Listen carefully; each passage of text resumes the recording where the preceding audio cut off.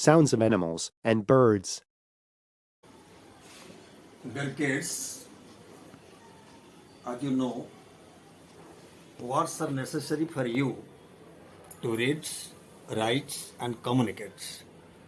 Today, I am teaching you some sounds of birds and animals.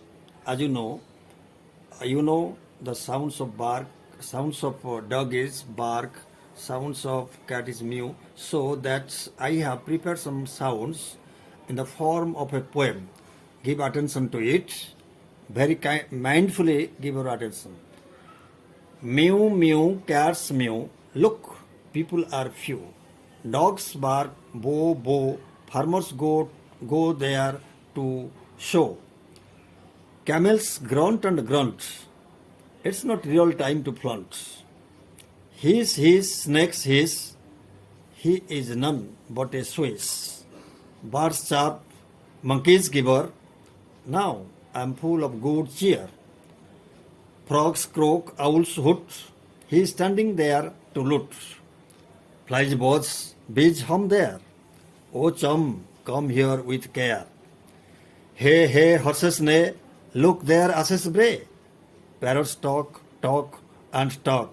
See, the mud is full of fog.